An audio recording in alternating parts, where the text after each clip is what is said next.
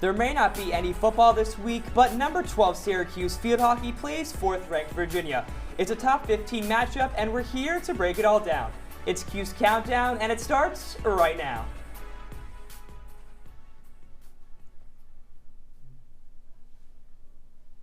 Welcome into the Citrus TV studio for another edition of Cuse Countdown. I'm Jake Bowen alongside Alex Percy and Ryan Croak to talk Syracuse field hockey. The Orange play 4th-ranked Virginia this week. Guys, it's going to be an exciting game after Syracuse has started this season 10-3, and they're on a 4-game winning streak. They just won their last 2 games, beating 2 West Coast foes in Stanford and Cal. Yeah, it's been an amazing run for Syracuse, having 3 top 20 wins in the past 2 weeks and allowing just 3 goals in their last 4 matchups. 2 of their 3 losses this season, as they stand at 10-3, have been against the top 3 teams in the nation, and their other was in a shootout against Duke. UVA, on the other hand, with new coach Ula Koiskin, is having their best start to a season since 2019, a year when they made the NCAA semifinals.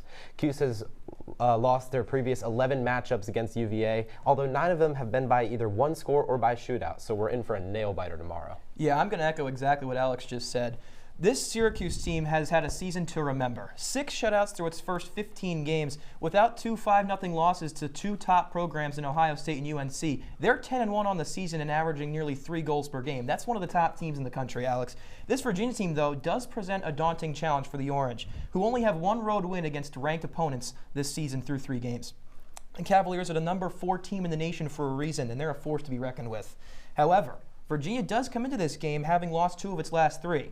With this Cuse on a hot streak and the Cavs in a bit of a dry spell, this one's going to be very interesting. Well, you can't talk about the success of this Syracuse season without talking about one player and one player only, and that's Bo Van Kempen.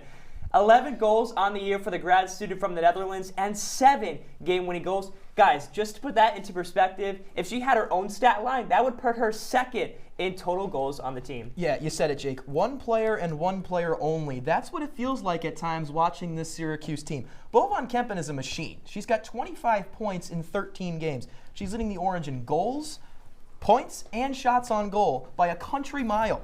She's been automatic from APCs, scoring most of her goals off penalty corners. The stat that sticks out to me, however, is the amount of time she spends off the field. Van Kempen sat for 10 minutes in the Duke game, and those are the only 10 minutes she spent on the bench all season long. She's the backbone of the Syracuse squad, and a stat like that shows Lynn Farquhar knows it. Yeah, and it's no coincidence, Ryan, that in that Duke game when Van Kempen was on the bench for a part of it, Syracuse had a season-low 3 shots on goal. She has 28 herself this season, almost 3 per game. When she's on the field, Bo has been a Dutch destroyer, and her entire team knows that when it comes to the end of the game, they can trust her to get it done. With her powerful, low-wrist flick shots, Kempen brings great, extraordinary scoring ability, especially on those APCs. Now this matchup against Virginia starts a gauntlet of a schedule going forward for Syracuse. Alex, how do you see these next 3 games going? You're right, Jake. This upcoming stretch of games will be integral for the Orange, who are trying to claim a better spot in the ACC playoff draw. Right now, they'd have to play Duke. They already lost to them this season, so that's not ideal. They have a must-win game against Bucknell coming up, and then they play 2 straight top 10 teams. And Cuse has no wins against a top 10 team yet this season. Yeah, they've got a brutal stretch to end the year. The game that sticks out to me is that road game against the Huskies. If this Syracuse team can pick up 2 road wins over top 5 programs, they're going to be in great position heading into the ACC tournament in a few weeks. Let's look at the ACC standings. How can this Orange team climb up the conference to put themselves in a better position for ACC play? Well, it's going to be a little bit difficult because they already have losses to UNC and to Duke, who are currently sitting at 2nd and 4th in the standings. However, in the next 2 weeks, they have matchups against Boston College and UVA, the teams that sit at 1st and 3rd. So if they can win those, they have a chance to skyrocket up. Absolutely. But on the flip side, those are 2 top teams in the country, let alone the ACC. BC and UVA are not teams to be trifled with, and Syracuse could easily lose both those games and fall to 4-4 in the conference, and that's not going to help them at all heading into the ACC tournament.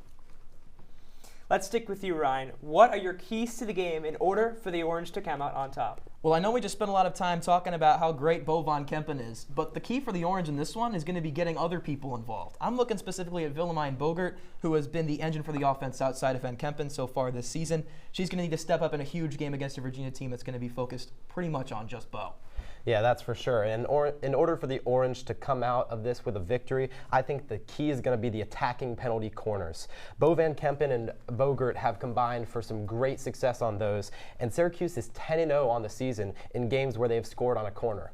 If they can do that against UVA, I think they come away with a victory. Well, that'll be all for Cuse Countdown in this edition. From Alex Percy and Ryan Croak, I'm Jake Bowen, and thank you for joining us. Enjoy the game, everybody.